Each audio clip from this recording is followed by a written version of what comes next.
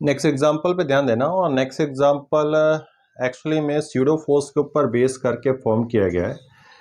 Pseudo force के concept को अगर मैं थोड़ा सा स्टार्टिंग में बोल दूं तो स्यूडो फोर्स तब हमें एक्सपीरियंस होता है जब हम किसी एक्सेलरेटिंग प्लेटफॉर्म पे सिचुएटेड होते हैं। तो अगर हमारा ऑब्जर्वेशन पॉइंट किसी एक्सेलरेटिंग प्लेटफॉर्म के ऊपर बैठ जाता है तो हमें स्यूडो फोर्स की फीलिंग आती है, और वो स्यूडो फोर्स हमेशा प्लेटफॉर्म के एक्सेलरेशन के अपोजिट डायरेक्शन की ओर लगता है।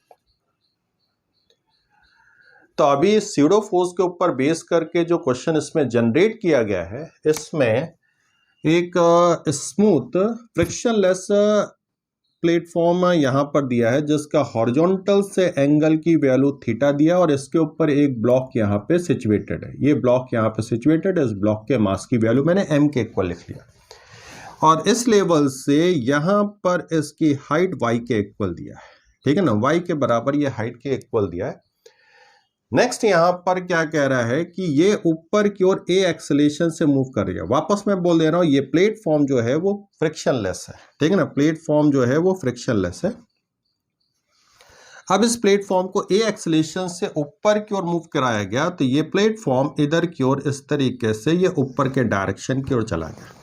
तो ये पार्टिकल जो है ये अपने इसी लेवल पे ही सिचुएटेड है, इसी लेवल पे ही क्या है, सिचुएटेड है।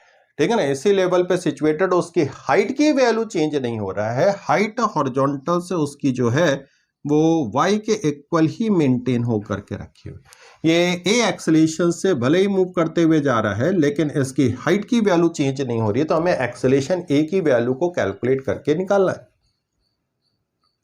तो इसके एक्सेलेरेशन a की वैल्यू को अगर मैं कैलकुलेट करूं तो सबसे पहले मैं ग्राउंड फ्रेम ऑफ रेफरेंस से यहां पर आता हूं। ग्राउंड फ्रेम ऑफ रेफरेंस से यहां पर आए तो यहां पे नॉर्मल इस साइड क्यों लगेगा, और इसका वेट mg नीचे क्यों लगेगा। कोई भी स्यूडो फोर्स का एक्सपीरियंस वहां पर नहीं होगा क्योंकि हमारा फ्रेम ऑफ रेफरेंस जो है वो ग्राउंड है, और इस पोजीशन पे ना ये ऊपर जा रहा ना नीचे जा रहा है। तो इसके अकॉर्डिंग यहां पे अगर हम आए तो ये एंगल थीटा, ये 90 माइनस थीटा, ये एंगल थीटा के इक्वल आएगा। तो n cos थीटा ऊपर क्यों लगेगा और mg नीचे के इक्वल लगेगा।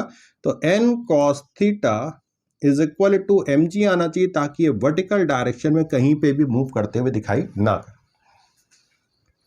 ये तो फर्स्ट केस यहां पर आ गया। ठीक है ना, ये फर्स्ट केस यहां पर आ गया। अब दूसरा इक्वेशन कैसे फॉर्म करें, क्योंकि हमें एक्सेलेरेशन निकालना है। n की वैल्यू यहां पे अननोन है, एक्सेलेरेशन का पार्ट है, तो दो अननोन बन गए, normal reaction force and acceleration. तो दूसरा इक्वेशन हमें फॉर्म करना है। तो दूसरे इक्वेशन में मैं इसी प्लेटफॉर्म के ऊपर बैठ गया।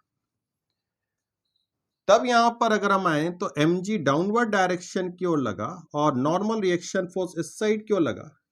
अब अगर हम इसके इस पॉइंट से देखेंगे तो प्लेटफॉर्म के ऊपर बैठ करके देखेंगे तो प्लेटफॉर्म के परपेंडिकुलर डायरेक्शन में ये कहीं नहीं मूव करेगा।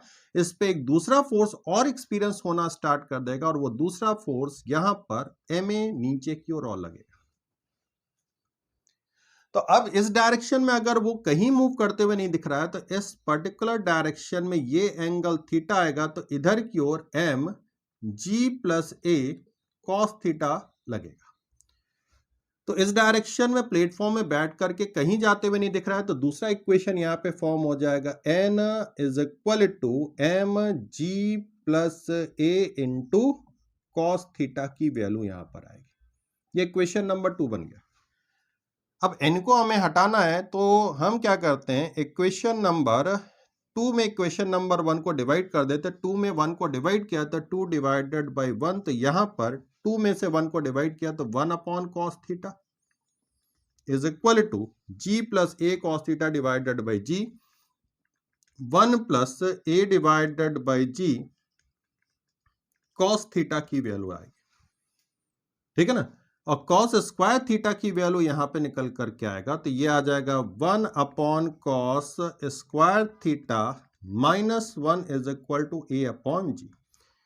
1 minus cos square theta divided by cos square theta that is equal to ये ऊपर tan स्क्वायर थीटा की वैल्यू आ जाएगा। ठीक है ना, tan स्क्वायर थीटा के इक्वल ये वैल्यू निकल करके आया, तो यहां से a की वैल्यू जो कैलकुलेट होकर के आ रही है वो g टेन स्क्वायर थीटा के इक्वल कैलकुलेट होकर के आ गया।